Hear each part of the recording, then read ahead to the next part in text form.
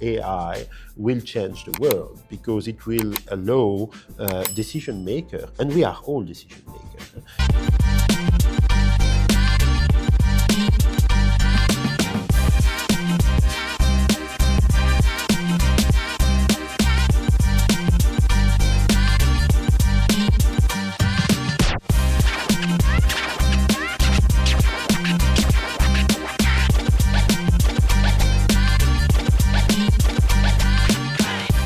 Hello world, Maura Abad here with Asset Management Visionaries Shaping Tomorrow under the umbrella of the Association of Asset Management Professionals. We have a new episode, Season 2, with Fabrice Brion, CEO and President of ICare. Fabrice, welcome.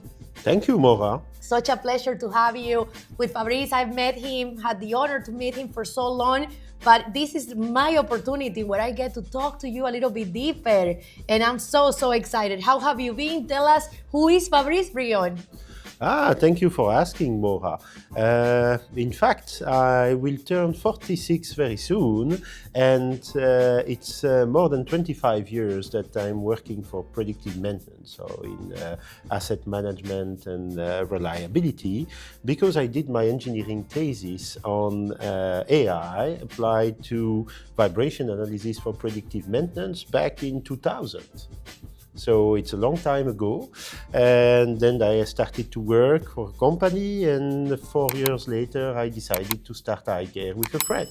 So it was 20 years ago. We started from scrap, and we are now a bit more than 900 people around the world.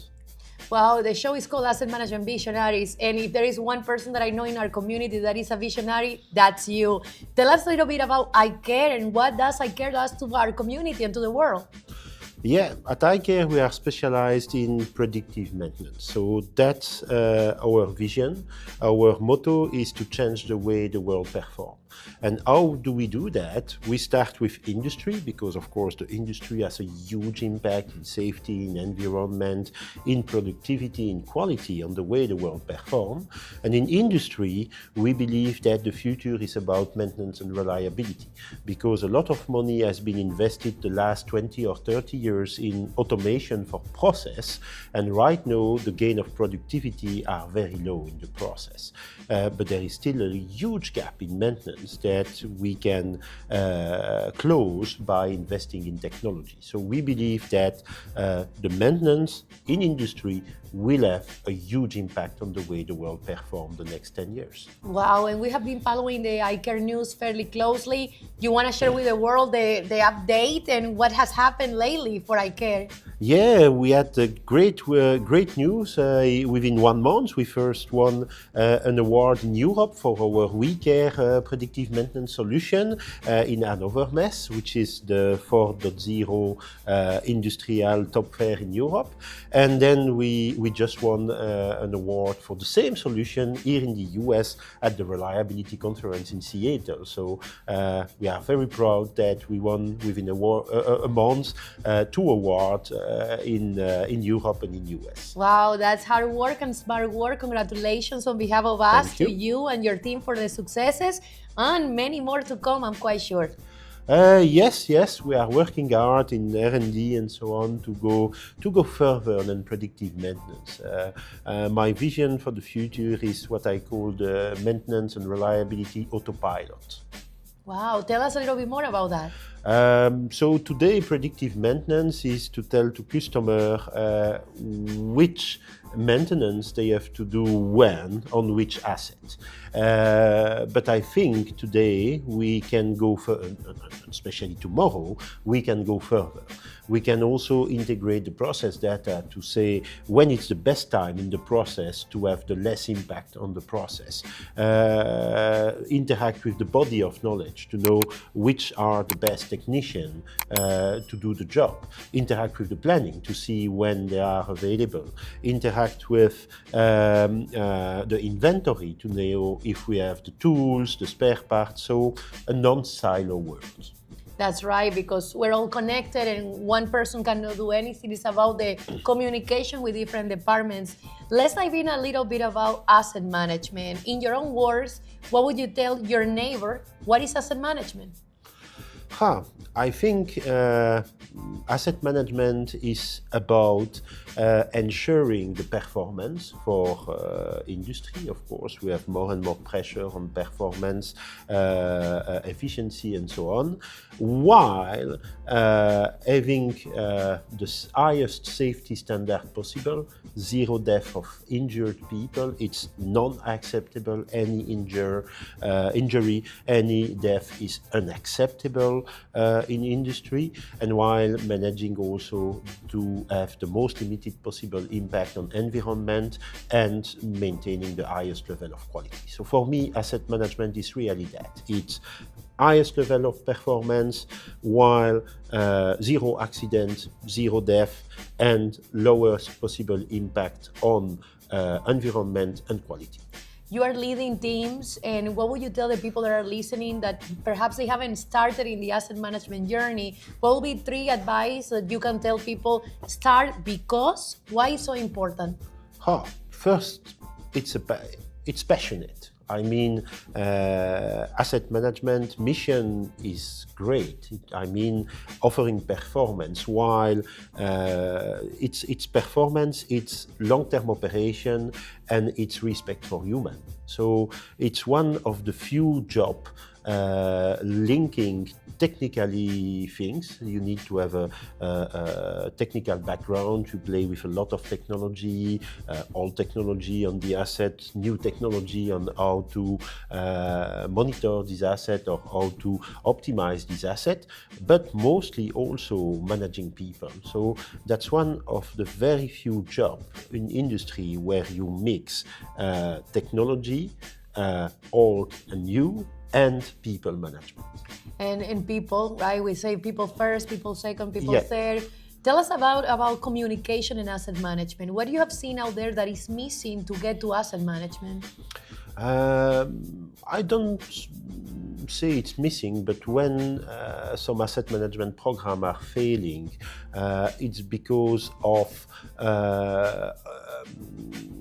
top-down orientation, meaning there is too much top-down program with not enough communication to feel people, not creating the leadership, not creating the momentum for the people to join. And I think it's a key point that asset management is more a bottom-up approach, so to start from the problem of the field, of course, communicating why, communicating the journey, the strategy is very important, but start from a bottom-up approach. So start from the problem of the field and not start by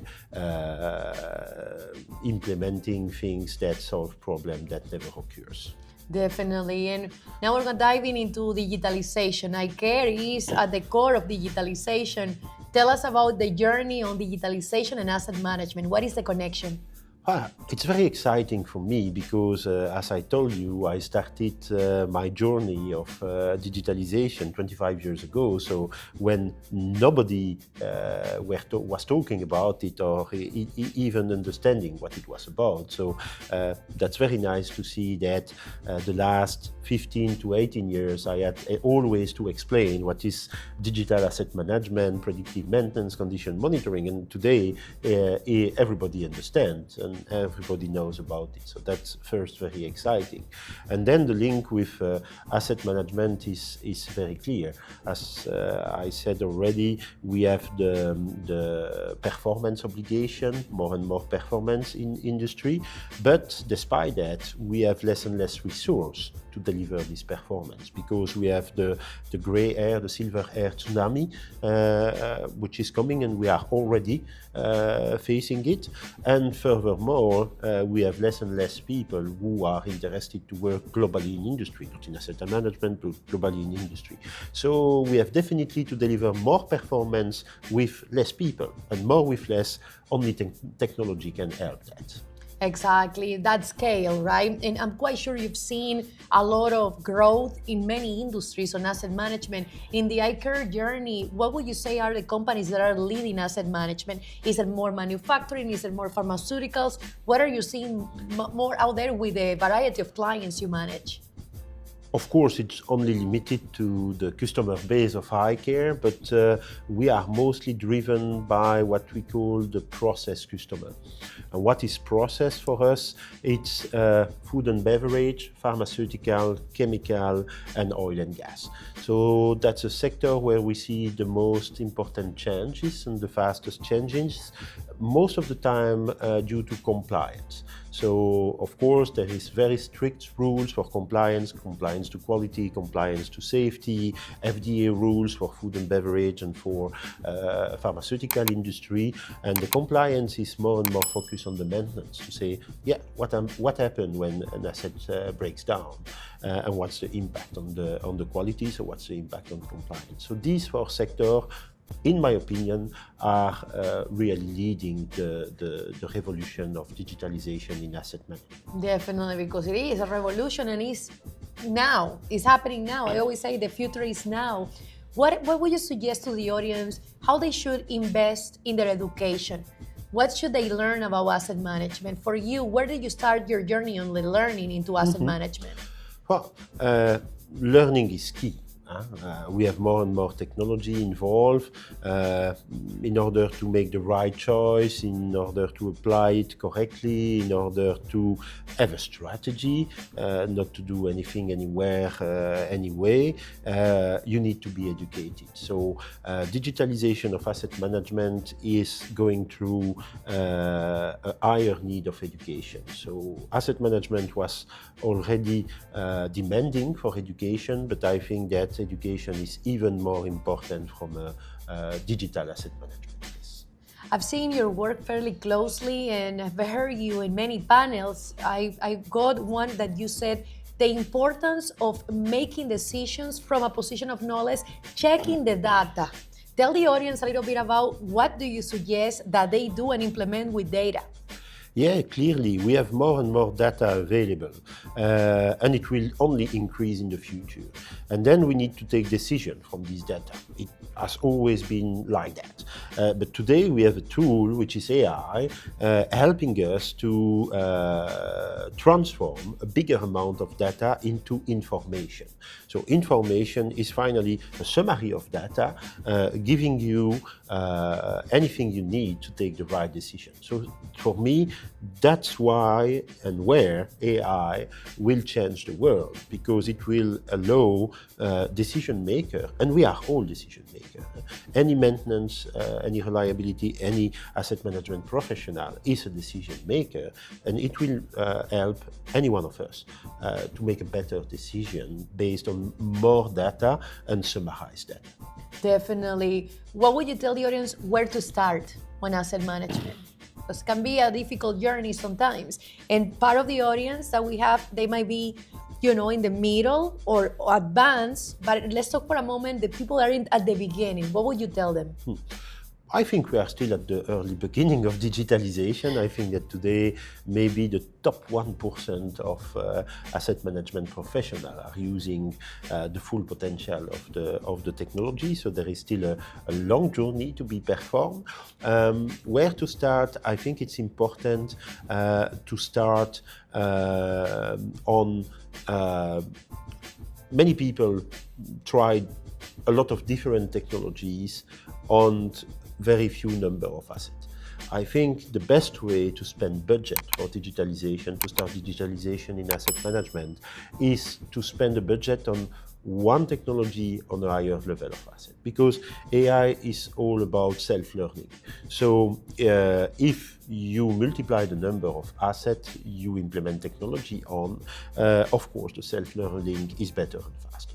So that's my recommendation. I often see people going for digitalization on what I call very uncommon asset. They have a very specific problem on one very specific asset which is only existing on that plant, and then try the technology on that. I think that's not the right choice. These assets will not benefit a lot from technology, but all the mass asset, all the assets that you have in high quantity, like electrical motors, like pumps, like gearboxes, agitators, and so on, chillers. You can get the quantity difference, the self-learning due to the quantity. So I recommend to, when you have a budget, to do less on more assets than to do more on few assets. It will bring quick wins, quick result, and with the quick result, you can justify how to go to the next step.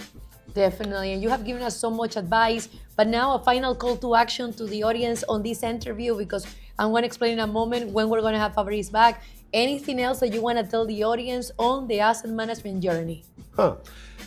I would say there is no question to go or not to go. If you look at industrial revolution, the first one was the steam instead of the horse. Nobody is using horse anymore today than steam.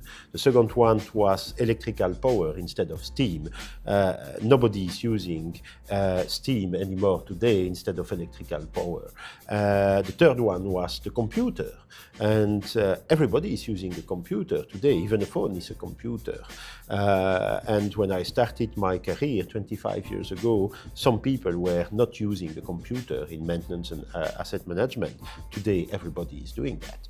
And the next revolution is IoT. So it's connected devices, connected assets. And I think that's the revolution of asset management. Within 10 years, all assets, a way or another, will be connected. So start the journey now, or you will be like people not willing to use a computer 20 or 25 years ago. Exactly. Thank you for that advice. And well, Fabrice and I already partnered that the next interview will be in French. Yes.